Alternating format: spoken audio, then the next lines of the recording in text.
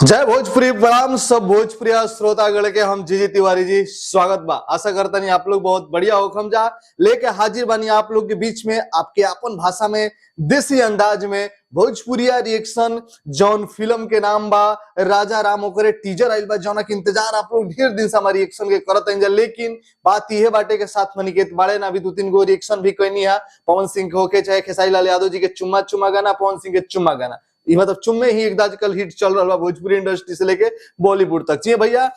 बॉलीवुड में पवन सिंह हिले बड़े भोजपुरी इंडस्ट्री के खेसारी लाल यादव जी हिला रहा बड़े चुम्मा चुम्मा 2 बार देके तो बहुत जबरदस्त अभी कॉम्बिनेशन चल रहा बा मजा आ रहा बा। वही गाना के जो फिल्म है वो गाना ओकरे फिल्म के नाम बा राजा राम जौन की बहुत ही सुंदर फिल्म और भोजपुरी के नेक्स्ट जनरेशन के फिल्म बतावल जा रहा बा। काफी ज्यादा ये फिल्म जो बा तारीफ और चर्चा पहले भी आ और ये फिल्म के काफी ज्यादा चर्चा भी और उम्मीद कई जा सकता कि भोजपुरी इंडस्ट्री में एगो क्रांति लाई और भोजपुरी इंडस्ट्री के नेक्स्ट जनरेशन के ये फिल्म हो सकत या एक अगला जनरेशन एक अगला दौर के शुरुआत करी फिल्म काहे के एमे ए तरीका से बीएफएक्स इस्तेमाल कइल बा जेकर तारीफ हो रहल बा। फिल्म के जो स्टोरी बाटे ओकर तारीफ हो रहल बाटे कुछ अलग हट के बनावल गेल बाटे। बिहार यूपी पहले गांव जवार के कहानी देखावल जात रहे लेकिन कुछ अलग स्टोरी बनावल गेल बा आज के दौर के लेके आज के बिहार यूपी के लड़का के जो माइंड सेट बाटे जो चीज आजकल दुनियादारी जो आजकल चल रहा बा ओकरा के ऊपर बेस्ड बाटे फिल्म जौन का स्टोरी अभी कुछ देर पहले ही प्रेस कॉन्फ्रेंस में लॉन्चिंग के द्वारा टीजर लॉन्चिंग के द्वारा ही बतावल गई रहे। तो चलिए देख लिए जो का खासियत बा अभी वेट कर ले देखले नहीं की क्या आप लोग पता बा हम ना देखी ना सुनी ले इन्हें पीछे सुनत रही लेकिन कुछ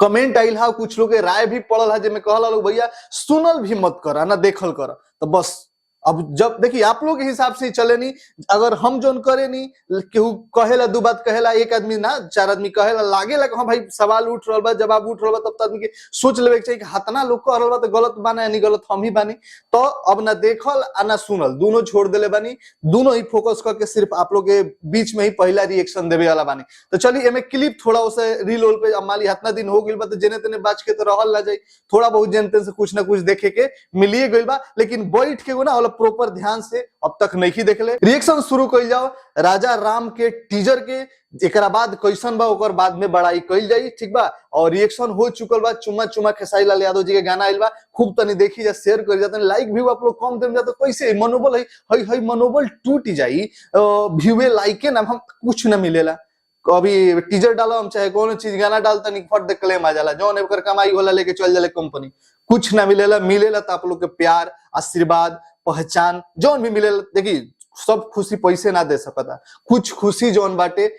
आप लोग के कमेंट लाइक व्यू और आप लोग से ये जो भाषा बोले नहीं हम भोजपुरी में जब कुछ बोले नहीं आप लोग हमारे न्यूज भी देखम तो हम ज्यादातर बहुत कम ही होला बहुत कम होला हम अपना भाषा में न्यूज वीडियो ये सब आप लोग के बीच में अपन भाषा के माध्यम से जुड़ले बानी। जी भैया हमारा भाषा से बहुत प्यार हमारा भोजपुरी से बहुत प्यार है आशीर्वाद प्यार बने रही जा। चलिए रिएक्शन शुरू कर जाओ और इंस्टाग्राम पे हमारा फॉलो कर जा जीजी तिवारी जी फॉलोअर बढ़ाई जा कुछ जो हम काम करी तनी गाना वाना गाले बनी ओकरो सपोर्ट प्यार करी जाए। जय भोजपुरी रिएक्शन शुरू कर जाओ। सदा चली आई हाँ देखी देखी गजब अरे गजब देखिए चीज जो लौक रहा जो ग्राफिक आपके लौकता अरे एकदम रामायण वाला फीलिंग आवत अरे गजब जो एनिमेशन लुक लुक लुक देखिए गजब हई देखिए डायरेक्शन हई तो गाना वाला सीन है राजा हूँ राजा बात हुई बात में जियो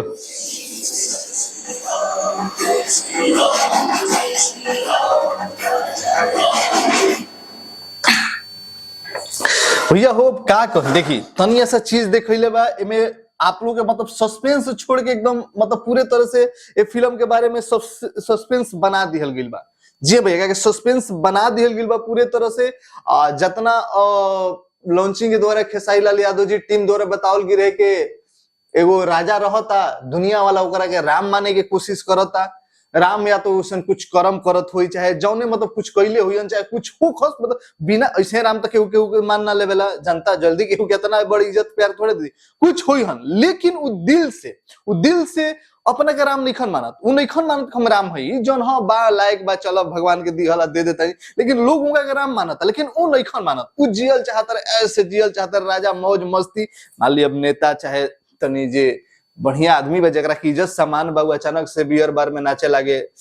नचनिया संगे ठुमका लगावे लगे, पैसा उड़ावे लगे, दारू के बोतल लेके फेसबुक पे इंस्टाग्राम पे वीडियो आ जाए, पोस्ट आ जाए, तो लोग के तनी होला नु तू हे सब लेके मैं कहानी दिखावल गइल बा जौन की स्टोरी काफी जबरदस्त बा। और ऐसा बहुत कम होला जबकि फिल्म के टीम जे होखेला, कोनो फिल्म के टीम वह के अपन स्टोरी के मेन चीज ही रिवील कर देबे, लेकिन रिवील कइल गेले के मतलब बहुत कुछ हमें देखावल गइल बा। मतलब कह पागल तो लोग ना, पूरा टीम के पागल ना, सस्पेंस बनावल गइल बा मार्केटिंग खाती के इतनी पंच लाइन हो जाए के लोग पर चर्चा हो गए, लेकिन फिल्म में बहुत कुछ भर भर के बा। कितना बढ़िया वो टेक्स्ट लिखल जाता, अब तक ऐसा भोजपुरी में कोनो फिल्म में इतना बढ़िया से एनिमेशन वीएफएक्स के यूज नहीं के भइल। टेक्स्ट कितना अच्छा लग रहा बा। खेसारी लाल यादव जी जो दौड़त रहे, अब तक आदमी हॉलीवुड बॉलीवुड फिल्म में जो एडवेंचर फिल्म होले आदमी हॉलीवुड साउथ के देखेला वैसन, मतलब तनिको देखी पूरा नहीं कहल जा सकता एकदम पूरा जबरदस्त बा, क्या छोटा सा चीज बा अभी पूरा का दिख रहा बा। थोड़ा बहुत जो सीन देखावल गइल ऐसे लाग रहा बा कि बहुत कुछ नया कइल गइल बा, बजट लगावल गइल बा, मेहनत भइल बा, तब ई चीज ऐसा निकल के आइल बा। ना तो निकले के रही तो कतने मूवी आइल बा सब में निकाल दिहल गई रही, तो बहुत जबरदस्त बाटे। हम एक शब्द कहबे कहनी है जिसे बहुत पहले गाना आई रहन सब भोजपुरी के, तो नेक्स्ट जनरेशन के गाना पहले से आज उहे दौर चालू हो गई बा। वैसे फिल्म इंडस्ट्री में, भोजपुरी फिल्म इंडस्ट्री के नेक्स्ट जनरेशन के ये फिल्म साबित होखे वाली बिया। जे तरीका से में वीएफएक्स के यूज कइल गेल बा, जैसे हॉलीवुड बॉलीवुड साउथ के फिल्म में कइल जा रहल बा, वैसन तनिको देखे में खराब नहीं खिलावत, बहुत सुंदर लगता। चाहे वो टेक्स्ट के लिखावट होके, चाहे खेसारी लाल यादव जी दौड़त अरे उनकर लुक होके, चाहे जो उनका पर तीर जो पीछे से आ रहल बा तीर देख अच्छा लग रहल बा, धनुष जैसे जैसे करत अरे तो ऊपर जो आग